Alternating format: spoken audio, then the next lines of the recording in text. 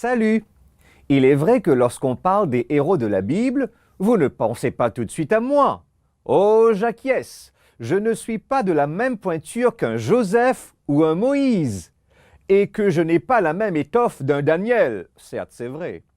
Mais le fait que mon nom soit mentionné dans le temple de la renommée de la foi, en Hébreux 11, verset 32, montre que le Seigneur m'a quand même utilisé pour accomplir ses desseins et qu'il emploie aussi des personnes ordinaires comme toi et moi.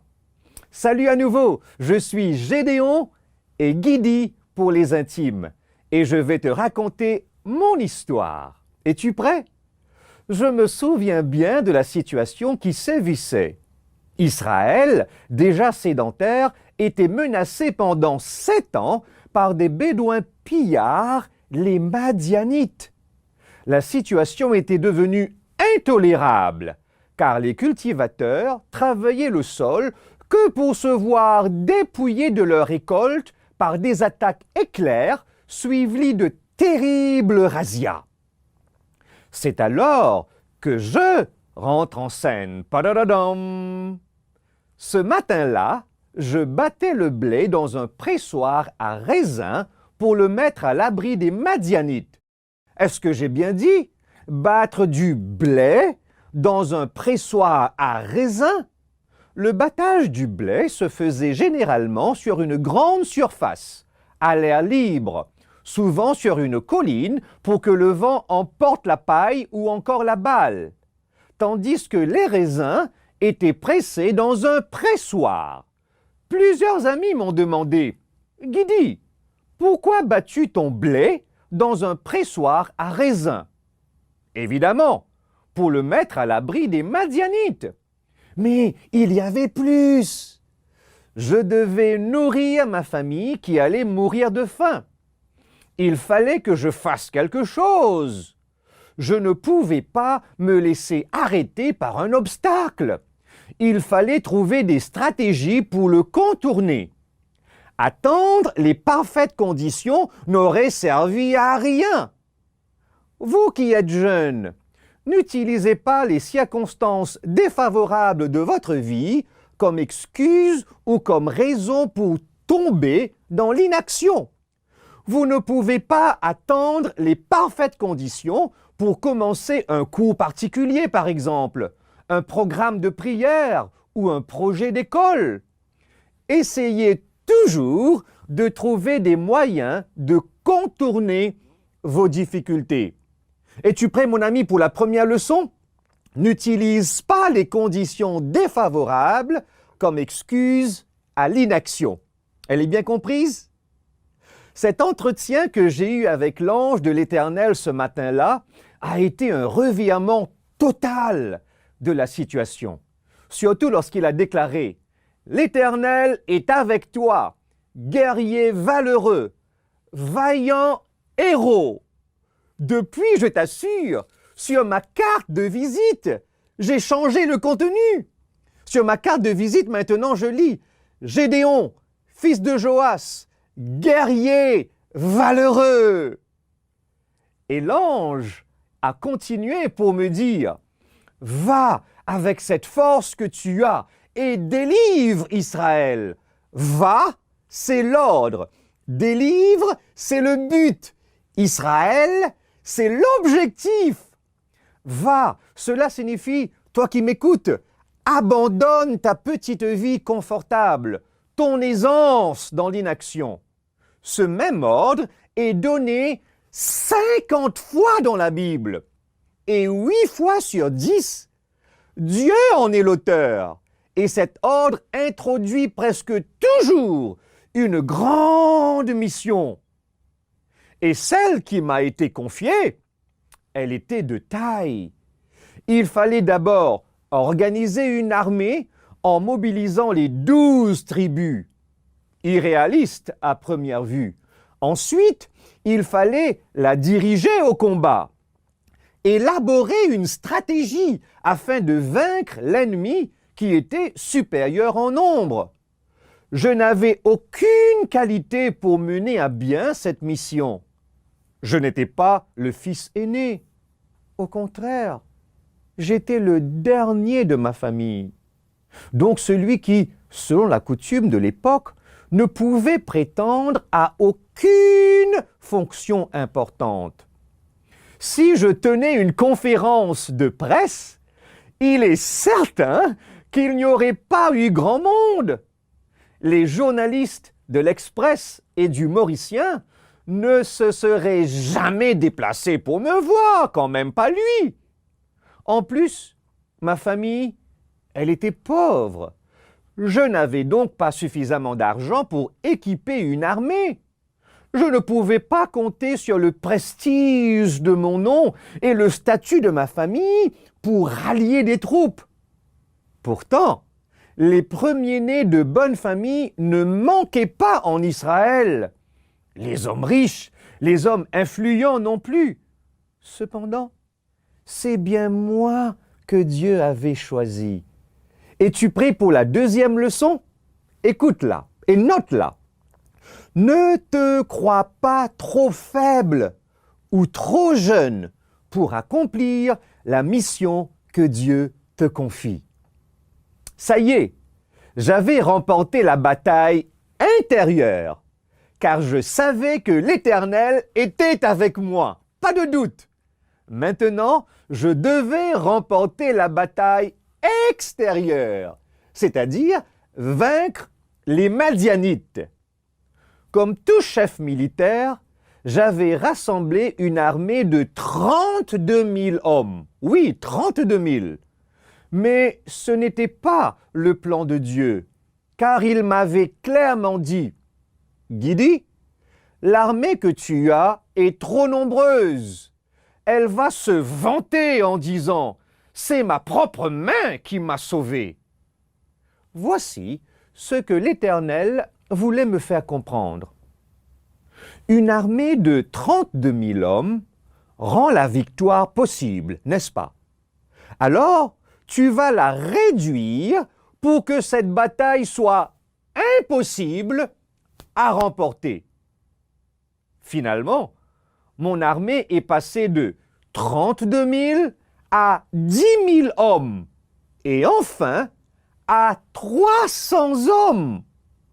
Maintenant, la victoire était impossible sans Dieu.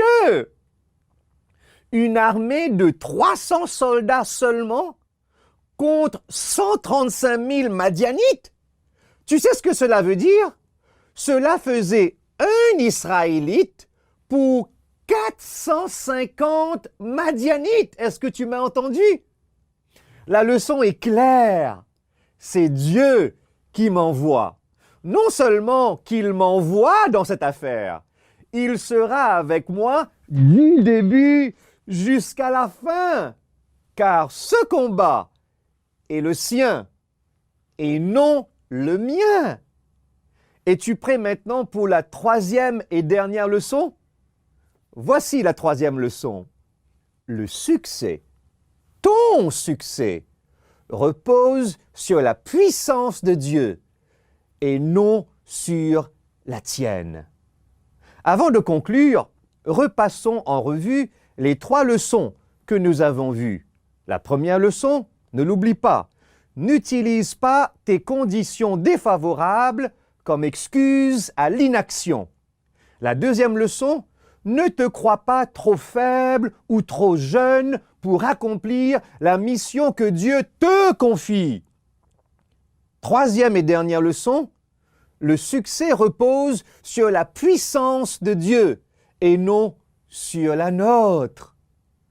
Pour terminer, laissez-moi vous parler de l'une des stratégies de combat les plus incroyables de l'histoire. Est-ce que tu es prêt à l'entendre? Les 300 soldats israélites sont sortis avec une trompette dans une main et une cruche qui contenait une lampe dans l'autre afin d'attaquer les Madianites. Quelle stratégie! J'ai souvent pensé et repensé à la signification de ces 2 armes, une lampe et une trompette. Dis-moi, Si je te parle d'une lampe, à quoi cela te fait penser? Réfléchis un peu. Une lampe. T'as raison, le psaume 119, le verset 105. Ta parole est une lampe à mes pieds. Mon jeune ami, la parole de Dieu est là. Pour livrer bataille et remporter la victoire, il te faut l'étudier. Il te faut méditer la parole de Dieu. Il faut laisser cette parole transformer ta vie. Voici la première arme qu'on avait utilisée. Une lampe, la parole. Qu'en est-il de la trompette? En Hébreux 12, le verset 19, la voix ou la parole de Dieu est comparée à la trompette. En Apocalypse, chapitre 1, le verset 10, la trompette est la voix de Dieu. Elle proclame la parole de Dieu. Pour remporter la bataille dans ta vie spirituelle, n'oublie jamais ces deux éléments. La parole, qui est la parole de Dieu, que tu dois étudier et méditer, et de l'autre côté, la trompette, qui est la parole de Dieu que tu dois proclamer cette fois-ci. Laisse-moi te dire cette illustration. Je me souviens, quand j'étais encore à l'école des prophètes et que j'étudiais, j'oubliais ce que j'avais étudié. Et tu sais quoi? Par contre, quand je commençais à donner des études bibliques à des personnes, et c'est là où les versets me revenaient à l'esprit. Donc, il faut étudier la parole de Dieu, mais il faut la proclamer. C'est en la proclamant que tu grandis. La lampe et la trompette. Voici les deux armes qui m'ont été utiles pour vaincre les Madianites. Et c'est la même chose que tu utiliseras toi aussi afin de remporter la bataille spirituelle.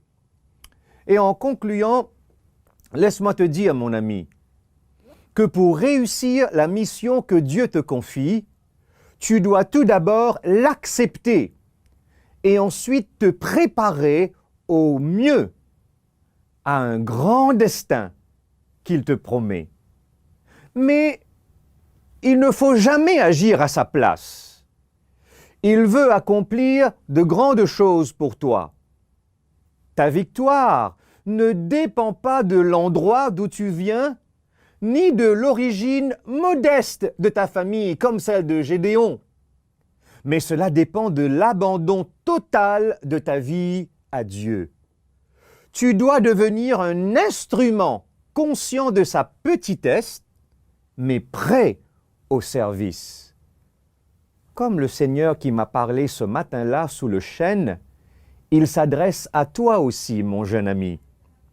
L'Éternel est avec toi, guerrier valeureux, vaillant héros. Va avec cette force que tu as. Et n'est-ce pas moi qui t'envoie? Qui voudrait dire à Dieu aujourd'hui, Seigneur, j'irai, me voici, envoie-moi.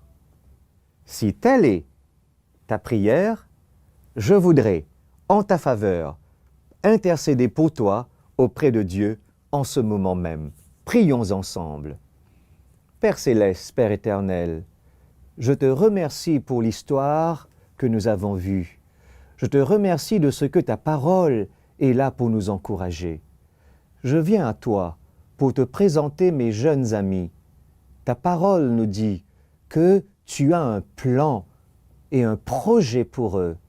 Je te prie, Père, pour qu'ils trouvent le temps de passer à étudier ta parole, à laisser cette parole transformer leur être, mais pas seulement l'étudier, la méditer, mais aussi la proclamer, la partager aux autres, afin qu'ils soient forts en toi. Merci pour les leçons que tu m'as permis d'apprendre dans la vie. Et je te remercie de ce que mon histoire a été un encouragement pour mes jeunes amis. Aide-les, s'il te plaît, à ne jamais prendre les circonstances défavorables de la vie comme une excuse à l'inaction. S'il te plaît, aide-les à comprendre qu'ils ne sont pas trop jeunes ou trop faibles pour être utilisés par toi. Et enfin, aide-nous à comprendre que le succès dépend de toi, Jésus. Bénis-nous, accepte-nous et fais que cette semaine de prière nous rapproche de ces héros, certes, mais nous rapproche de toi, Seigneur. Car c'est mon souhait et ma prière pour nous tous qui sommes ici, au nom de Jésus. Amen.